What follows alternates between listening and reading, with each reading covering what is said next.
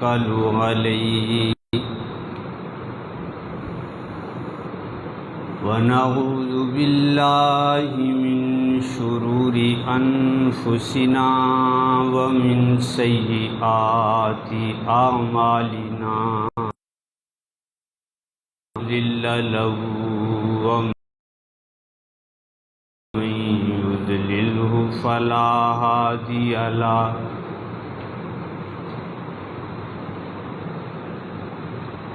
ونشهد أن لا إله إلا الله وحده لا شريك له ولا وزير له ولا مشير له ولا معين له ولا مثل له وصل على سيد الرسل وخاتم الأنبياء أما بعد فأعوذ بالله من الشيطان الرجيم بسم الله الرحمن الرحيم قال النبي صلى الله عليه وسلم أن تعبد الله كأنك تراه فإن لم تكن تراه فإنه يراك صدق الله العظيم رب اشرح لي صدري ويسر لي أمري واحلل عقدة من لساني يفقهوا قولي رب زدني علما وارزقني فهما سبحانك لا علم لنا إلا ما علمتنا إنك أنت العليم الحكيم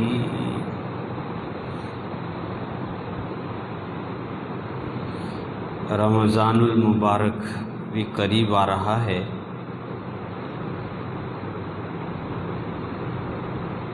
عبادات رمضان میں بھی ادا کرنی ہے، تو ہماری عبادات کے اندر کمال کیسے پیدا ہو، خوبصورتی اور کمال جو ہے وہ کیسے پیدا ہو۔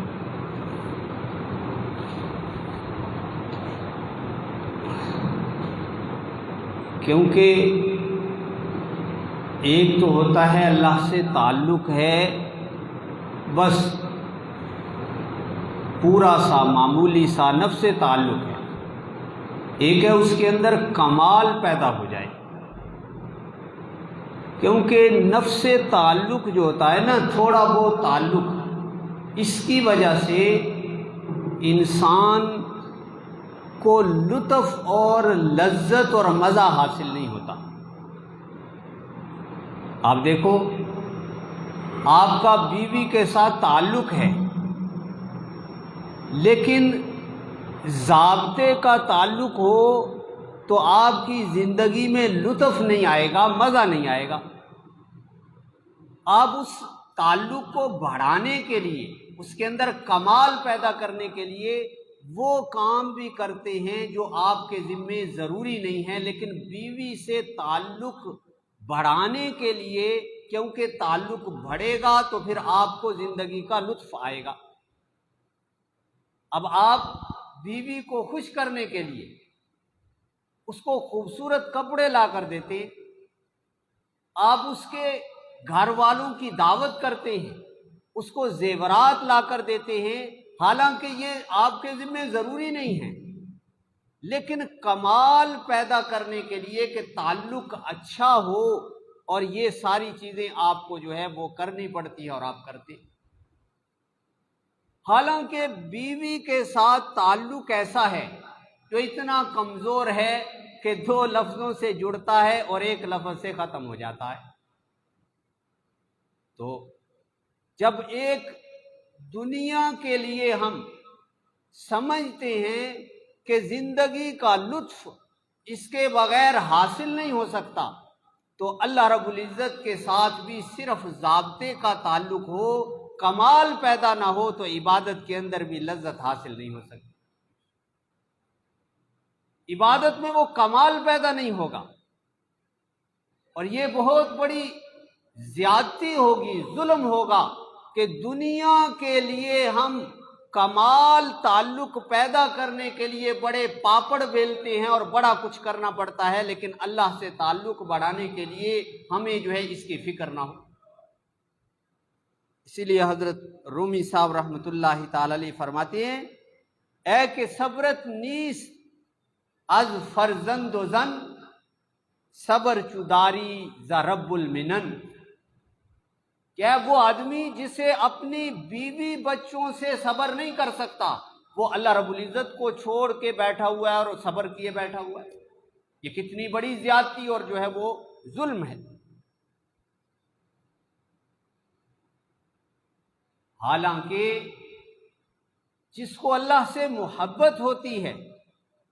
اللہ سے محبت ہوتی ہے، عشق ہوتا ہے، اس کا جی چاہتا ہے کہ ہر وہ کام جس میں ذرا ذرا کام جس سے میرا محبوب خوش ہو جائے، وہ اس کو جو ہے وہ تلاش کرتا پھرتا ہے۔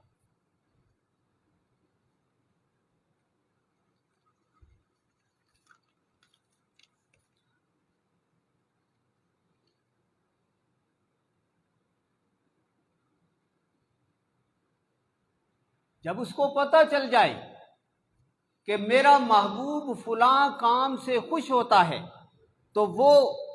اس کے پیچھے دوڑتا ہے اس کام کے لیے کہ یہ کام کر لوں تو میرا محبوب اور میرا دوست جو ہے وہ خوش اور جو ہے وہ راضی ہو جائے گا۔ اسی وجہ سے لوگ کہتے ہیں مستحب زائد چیز ہے، بھائی کرو یا نہ کرو ٹھیک ہے، لیکن یہ مستحب وہ چیز ہے کہ جو آپ کو اللہ رب العزت کے ساتھ کمال تعلق جو ہے وہ پیدا کرنے کے لیے ان مستحبات پر بھی جو ہے وہ عمل کرنا پڑے گا۔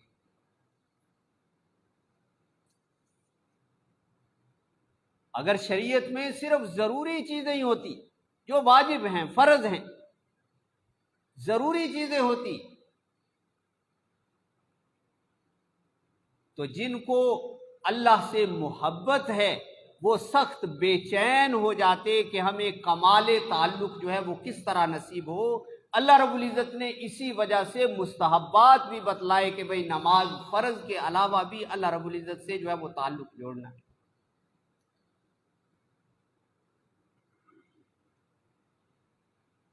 اس کی مثال ایسے ہے کہ دیکھو ایک آپ کا غلام ہے،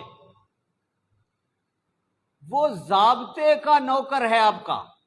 کہ آپ نے اس سے طے کر لیا ہے کہ بھئی تم نے اتنی دیر کام کرنا ہے اور تمہیں یہ تنخواہ ملے گی،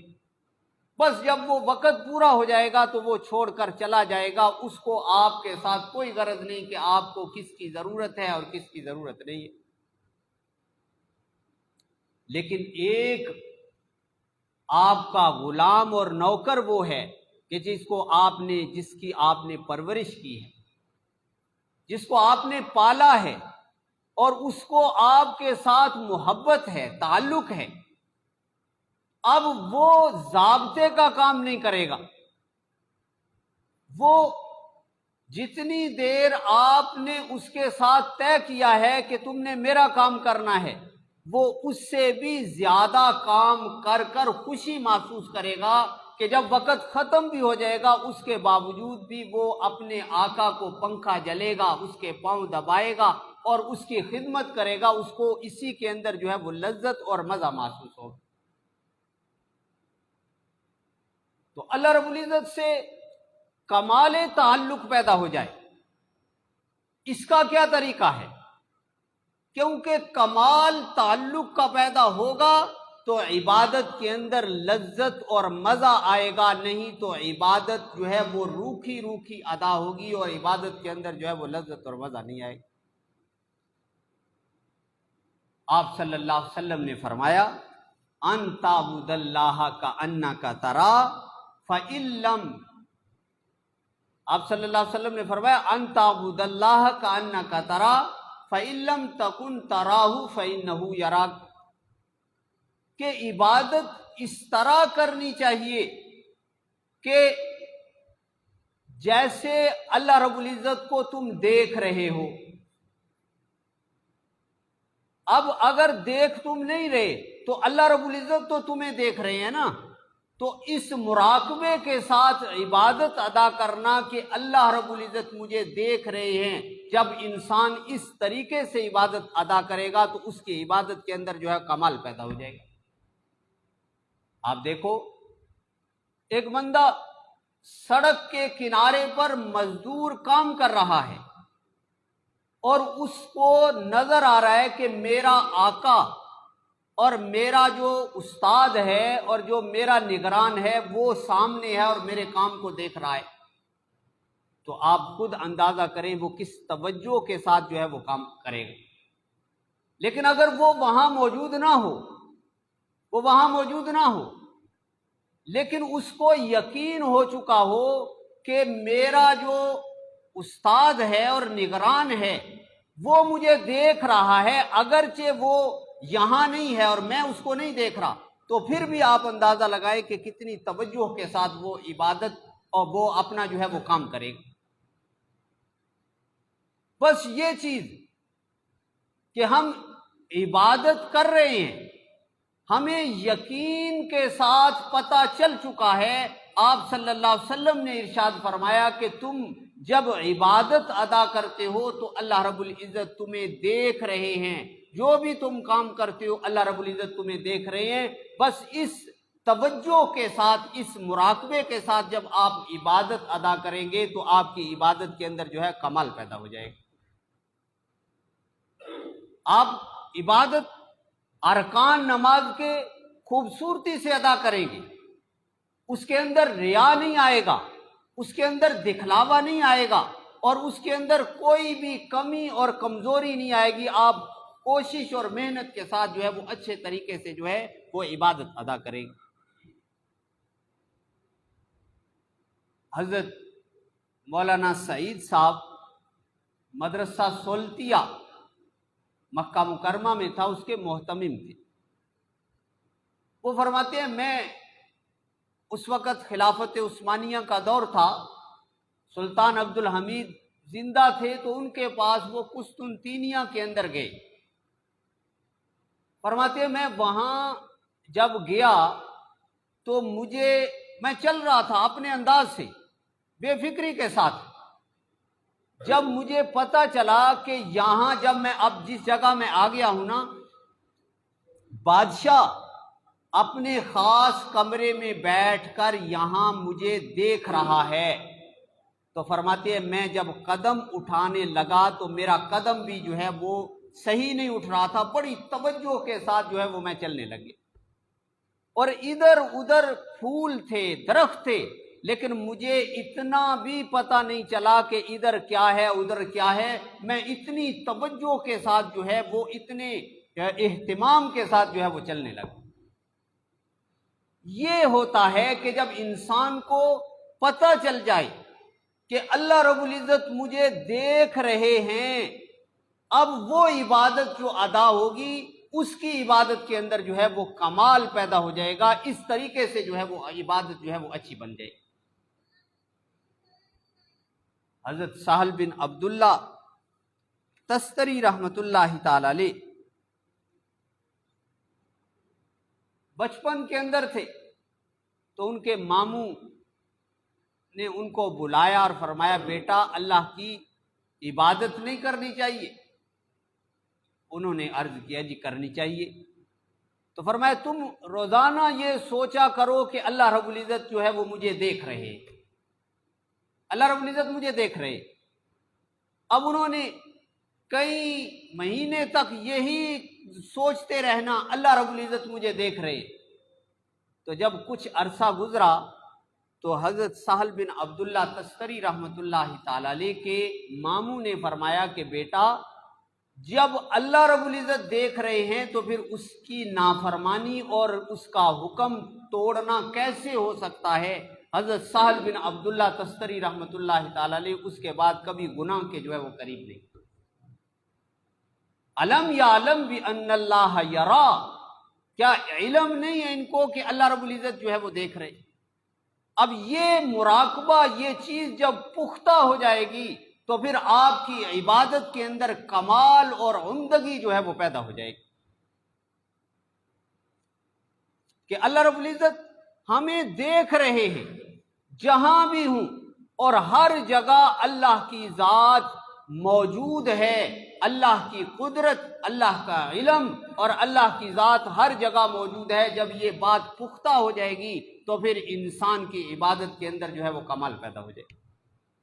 پھر انسان صرف اسباب کو نہیں دیکھے گا، مسبب الاسباب کی طرف جائے گا۔ پھر دکاندار دکان کو نہیں دیکھے گا، اللہ رب العزت کو دیکھے گا کہ رزق دینے والی ذات اللہ کی ہے۔ پھر ذمہ دار زمین کو نہیں دیکھے گا، اللہ رب العزت کو دیکھے گا کہ اللہ رب العزت اس زمین کے اندر اگانے والے ہیں اور اللہ کی قدرت یہاں موجود ہے۔ پھر اس کا ذہن اللہ کی طرف جو ہے وہ جائے گا۔ آپ دیکھو، ایک آدمی قلم کے ساتھ لکھ رہا ہو، لکھے کہ میں نے قتل کیا ہے، میں نے قتل کیا ہے، تو آپ جا کر قلم کو نہیں پکڑتے بلکہ اس آدمی کو پکڑتے ہیں۔ لکھا تو قلم نے ہے،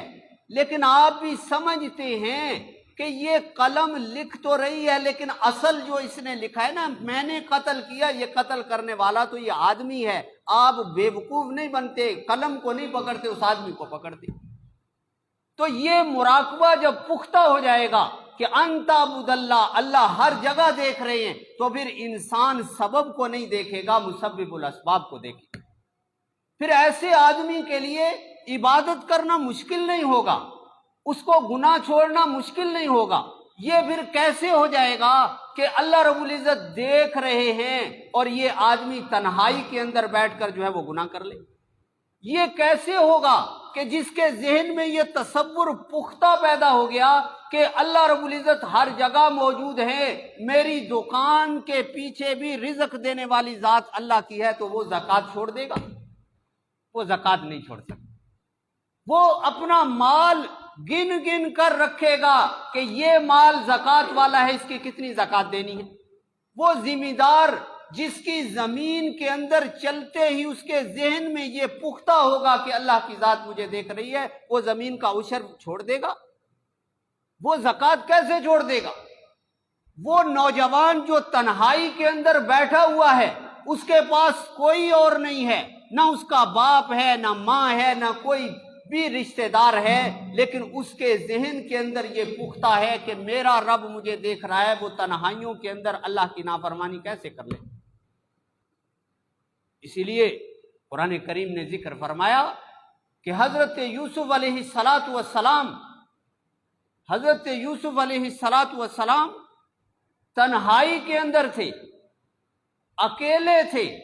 اور قرآن کریم کیا کہتا ہے؟ وَرَاوَدَتْهُ الَّتِي هُوَ فِي بَيْتِهَا۔ قرآن کریم کی بلاغت دیکھیں، قرآن نے یہ نہیں کہا کہ عورت کے گھر میں تھے، فرمایا اس کے گھر میں تھے، اس نے بلایا جس کے گھر کے اندر رہتے تھے، کہ وہاں کسی کو شک و شبہ بھی نہیں ہو سکتا تھا، روزانہ آتے جاتے تھے، رہتے تھے۔ اب وہ عورت وَرَاوَدَتْهُ الَّتِي هُوَ فِي بَيْتِهَا عَن نَفْسِهِ وَغَلَّقَتِ الْأَبْوَابَ۔ علماء سمجھتے ہیں کہ غلہ کا باب تفعیل ہے، غلقت الابواب، بڑے مضبوط تالے لگائے ہوئے تھے، اور الابواب الف لام عہد کا ہے کہ خاص دروازے تھے جو بادشاہ کے دربار کے تھے، اور ان دروازوں کے اندر حضرت یوسف علیہ السلام کو تالے لگے ہوئے اور وہ بلاتی ہے اپنی طرف۔ لیکن قرآن کیا کہتا ہے کہ یہ مراقبہ پختہ تھا کہ اللہ رب العزت مجھے دیکھ رہے ہیں، تو حضرت یوسف علیہ السلام نے فوراً فرما دیا قال معاذ اللہ، میں اللہ کی پناہ میں آتا ہوں، میں اللہ کی پناہ میں آتا ہوں، اور دوڑے اور دروازوں کے تالے ٹوٹتے گئے اور حضرت یوسف علیہ السلام جو ہے وہ باہر نکل گئے۔ اب یہ گناہ سے بچانے والی چیز ہے اور آپ کی عبادت کے اندر کمال پیدا کرنے والی چیز ہے۔ اب جوان کہتے ہیں نماز پڑھنا مشکل ہے، اب ذمہ دار کہتا ہے نماز پڑھنا مشکل ہے، ایک تاجر کہتا ہے دکان کو بند کر کے نماز میں آنا مشکل ہے، مالدار کہتا ہے زکوٰۃ دینا مشکل ہے۔ کیوں مشکل ہے؟ وجہ یہ ہے کہ ہمارے ذہنوں کے اندر صرف جو ہے دکان، ذمہ داری اور اپنا مال گھسا ہوا ہے، اللہ کی قدرت اور اللہ رب العزت کا یہ مراقبہ ذہن میں نہیں ہے کہ اللہ رب العزت ہر جگہ موجود ہے اور ہمیں جو ہے وہ دیکھ رہے ہیں۔ یہی چیز ہے کہ جو انسان، دیکھو انبیاء علیہم السلام کے علاوہ کوئی دنیا میں معصوم نہیں ہے،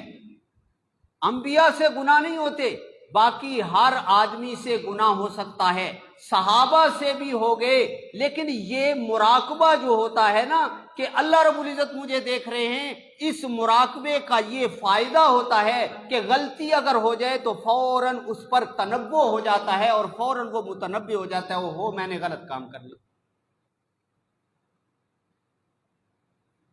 حضرت ماعز اسلمی رضی اللہ تعالیٰ عنہ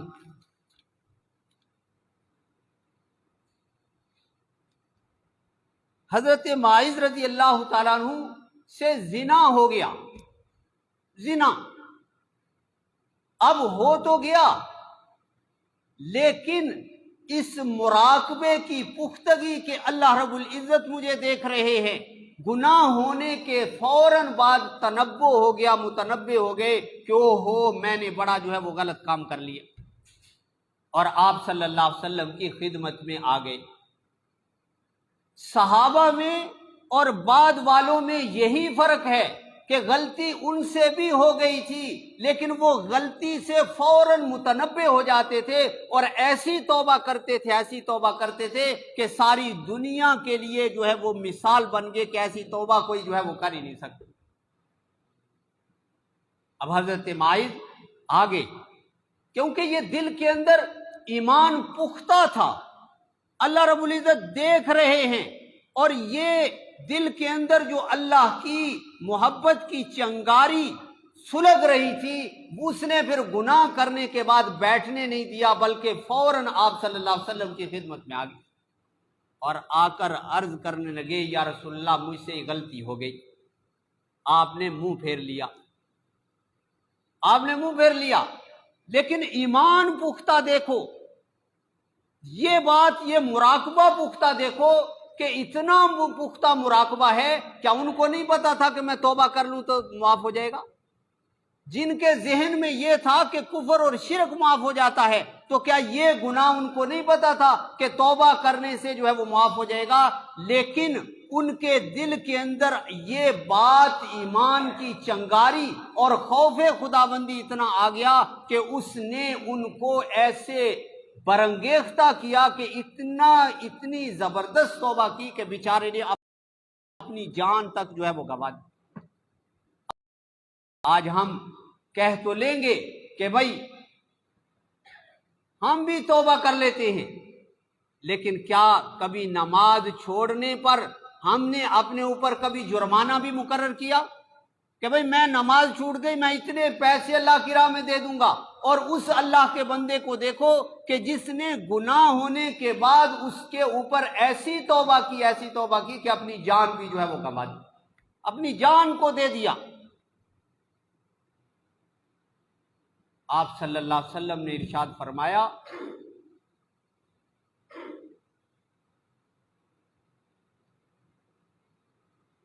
آپ صلی اللہ علیہ وسلم نے ارشاد فرمایا کہ ماعز نے ایسی توبہ کی ہے، ایسی توبہ کی ہے کہ اگر پورے مدینے پر توبہ کو بانٹ دیا جائے تو اللہ سارے مدینے کو بخش دے، ایسی توبہ کی ہے۔ یہ چیز ہوتی ہے ایسے لوگوں کے اندر کہ جن کے اندر یہ پختہ یقین پیدا ہو جائے کہ اللہ رب العزت دیکھ رہے ہیں، تو ان کی عبادت کے اندر اور ان کے نیکی کے اندر اور ان کے اندر، یہ نیکیوں کے اندر جو ہے وہ کمال پیدا ہو جاتا ہے۔ اس لیے قرآن کریم نے کہا،